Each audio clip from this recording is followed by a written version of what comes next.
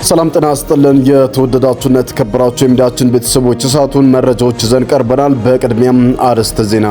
የአገዛዙ ከፍተኛ ጀነራሎች የማመንዘን አዝማሚያዎችን እያሳዩ ነው ተብሏል። በከፍተኛ ወታደራዊ መኮንኖች ዘንድ የሚስጥር እንቅስቃሴዎች እየተደረገ መሆኑ ተሰምቷል። የተለያዩ ወታደራዊ ምንጮች የወጡ መረጃዎች እንደሚያመለክቱት ጀነራል ብርሃኑ በቀለ ከጀርባ ሆነው ስለሚመሩት ስውር ሴራ እያነጋገረ ነው። ቀዳሚው መረጃችንም ነው።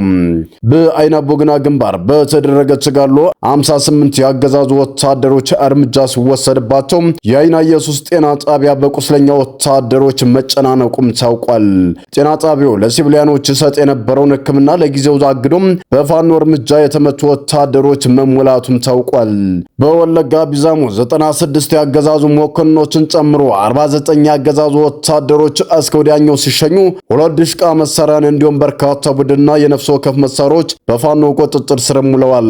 ያገዛዙ ኃይል የፋኖን ክንድ መቋቋም አቅቶት መፍረክረስ ውስጥ በገባበትና በተሽመደመደበት በዚህ ተጋድሎም በዚህ ቀን ጨምሮ በርካታ የቡድንና የነፍስ ወከፍ ክላሽንኮቭ ጠመንጃ ከነሙሉ ተተኳሾች በአርበኞች ቁጥጥር ስር ውለዋል። ሌላኛው መረጃችን ነው፣ ታደምጡታላችሁ። የሚኒልክ ዕዝ አርበኞች በምትግራ ግንባር መነሻውን ከፍላጌች ከተማ አድርጎ ወደ ዋና መኮት ለመግባት ሲጓዝ በነበረው የአገዛዙ ኃይል ላይ በፈጸሙት የከበባ ማጥቃት ከ30 በላይ ወታደሮች እርምጃ በመውሰድ አንጸባራቂ ድል መቀዳጀታቸውም ታውቋል። ይህ የፋኖ ልዩ የጦር ታክቲክና የውጊያ አቅም መጎልበቱ በጋድ በታየበት ክፍል መቄት ከተማ ጨምሮ ከጫቷ እስከ ዳንቼ በርገው ተጋድሎ የአገዛዙ ኃይል በርካታ ኪሳራን አስተናግዶ እንደወጣም ተናግሯል። እስከ መጨረሻው ድረስ አብራችሁን ከቆያችሁ ወደ እናንተም ይደርሳል። ሰላም ጤና ይስጥልን የተወደዳችሁና የተከበራችሁ በመላው ዓለም የምትገኙ አድማጭ ተመልካቾቻችን እንደምን ቆያችሁ? ዛሬ ሰኔ 13 ቀን 2018 ዓ.ም የግንባር መረጃዎችን ጨምሮ ሌሎች ሀገራዊ ውስጥና የውጭ መረጃዎችን አጠናክረን ይዘን ቀርበናል። አብራችሁን ቆዩ። ወደ ተቀዳሚው መረጃችን እናልፋለን። በመከላከያ ሰራዊት ውስጥ ከፍተኛ የማመጽ አዝማሚያዎች እየታዩ መሆኑ በተሰማበት በዚህ ወቅት በከፍተኛ ወታደራዊ መኮንኖች ዘንድ የሚስጥር እንቅስቃሴዎች እየተደረጉ መሆኑ ተሰምቷል። ከተለያዩ ወታደራዊ ምንጮች የወጡ መረጃዎች እንደሚያመለክቱት ጀነራል ብርሃኑ በቀለ ከጀርባ ሆነው የሚመሩት ስውር ሴራም ከተሳካላቸው የአጠቃላይ ጠቅላይ ሚኒስትር የአብይ አህመድ አስተዳደርን ለመገልበጥና ስልጣኑን ለመቆጣጠር ሰፊ እንቅስቃሴ እያደረጉ ይገኛል ተብሏል። በሰራዊቱ በተፈጠረው ውስጣዊ አለመግባባትና ቅሬታ በተለያዩ እዝ መዋቅሮች ውስጥ የማመጽና ትዕዛዝ አለመቀበል ድርጅቶች እየታዩ መሆኑም ተነግሯል። ጀነራል ብርሃኑ በቀለ በሰራዊቱ ውስጥ ያላቸው ተጽዕኖ በመጠቀም አሁን ያለውን የሀገሪቱን የፖለቲካና የጸጥታ ቀውስ እንደ መልካም አጋጣሚ ለመጠቀም ማቀዳቸውንም ምንጮችም ጠቁመዋል። ይህ በሚስጥር እየተሸረበ ያለው ሴራ ግቡን ከመታ አብይ አህመድ ከስልጣን በማውረድ ወታደራዊ ሽግግር ወይም አዲስ አመራር ለመፍጠር የታለመ እንደሆነም እየተነገረም ይገኛል። ይህ መረጃ ይፋ መሆኑን ተከትሎ በቤተ መንግስትና በከፍተኛ የጸጥታ ተቋማት ዘንድ ከፍተኛ መደናገጥ መፈጠሩ የተሰማ ሲሆን የደህንነት ጥበቃው ከመቼውም ጊዜ በላይ እንዲጠናከርም ተደርጓል ነው የተባለው። በሌላኛው መረጃችን በወለጋ ቢዛሞ ቀጠና በተደረገ ተጋድሎ 6 ያገዛዙ መኮንኖችን ጨምሮ 49 ወታደሮች እርምጃም ተወስዶባቸዋል።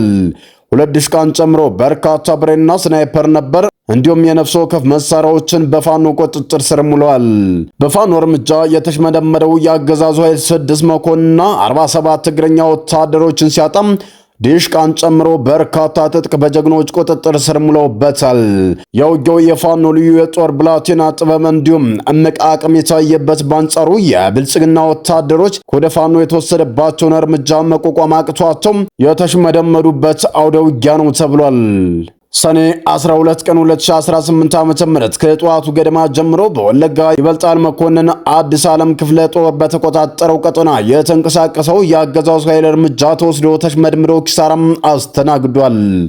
የፋኖን የጦር ጥበብና ወታደራዊ የበላይነት መቋቋም ያቃተው የአገዛዙ ሰራዊት ፍጹም መፍረክረክ ውስጥ የገባ ሲሆን በአሁኑ ሰዓት ባናብስቶቹ ክንድ ሙሉ በሙሉም የበላይነት ተይዞበት የአገዛዙ ኃይል ከባድ ኪሳራም አስተናግዷል።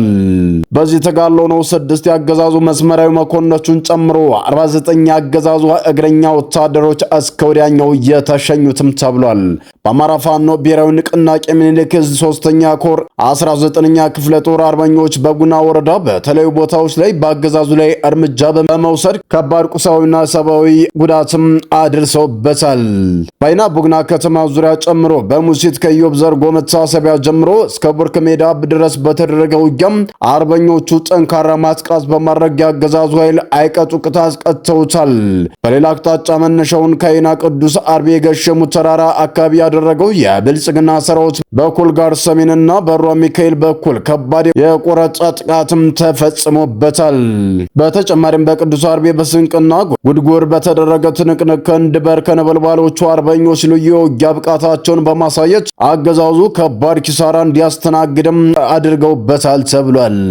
በተያዘም በዚህ በወሎ አማራ ቀጠና የሚኒልክ አርበኞች በመጨት ግራግር ግንባር መነሻውን ከፍላቂት ከተማ አድርጎ ወደ ዋና መኳንንት ለመግባት ሲጓዝ በነበረው የአገዛዙ ጦር ላይ በፈጸሙት የከበባ ማጥቃት 30 ወታደሮች እርምጃ በመውሰድ ድል መቀዳጀታቸውም ታውቋል።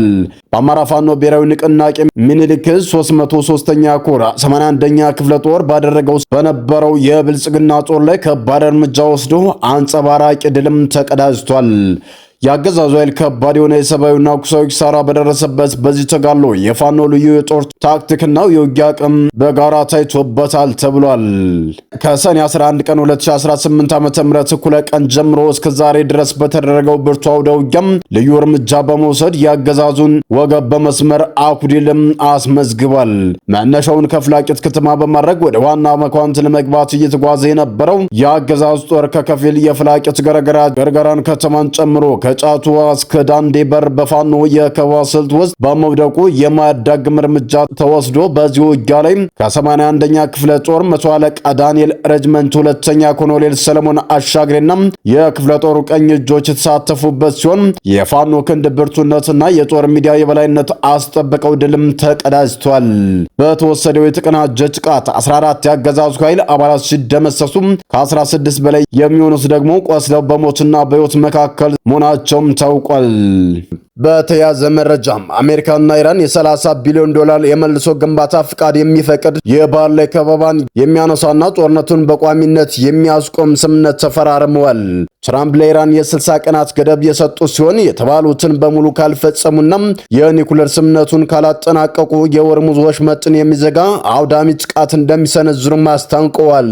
ስምምነቱ የተኩስ አቁም ቢደረግም እስራኤል በሊባኖስ ላይ ጥቃቷን በመቀጠል 47 ንጹሃን መግደሏን ተሰምቷል። ትራምፕም እስራኤል በእጅ ስር ናት ይታዘዙኛል ማለታቸው ደግሞ በእስራኤል ውስጥም ቁጣን ቀስቅሷል። የአሜሪካ ወገን ቃል ኪዳኑ የሚፈርስ ከሆነ የኢራን ጦር ጣቱን ከቃታው ላይ ሳያነሳ የአሜሪካን ባህርና አየር ኃይል ለመደንሰስ በትዕዛዝ መጠባበቂያ ላይ መሆኑም ተገልጿል። በተያዘም ትራምፕ የጣሊያኑ ጠቅላይ ሚኒስትር ጆርጂያ ሜሎኒ በጂ7 ስብሰባ ወቅት እባክህ ፎቶ እንነሳ እያለች ስትለምን የነበረ አሳዝናኛለች ብለው መናገራቸው በጣሊያን ፖለቲካ ውስጥ ትልቅ ውዝግብ ፈጥሯል። ሜሎኒ ይህንን ፍጹም የፈጠራ ወሬ ነው ስትል በቪዲዮ አስተባብላለች። እኔም ሆንኩ ጣሊያን ፈጽሞ ለምንን አናውቅም ስትል ምላሽም ሰጥታለች። ይህንን ተከትሎ የጣሊያን ውጭ ጉዳይ ሚኒስትር ወደ አሜሪካ ሊያደርጉት የነበረውን ጉዞም ሰርዟል። የአገሪቱ ተቃዋሚ ፓርቲዎችም ሳይቀሩ ከጠቅላይ ሚኒስትሩ ጎን በመቆም በትራምፕ ድርጊት የተሰማቸውን ቁጣም ገልጸዋል። ሰላም ጤና ይስጥልን። የተወደዳችሁና የተከበራችሁ የሚዲያችን ቤተሰቦች ለሰዓቱ የነበሩን መረጃዎች እነዚህን ይመስሉ ነበር። በሌላ መረጃዎች እስከምንገናኝ በያላችሁበት ሰላም ቆዩልን።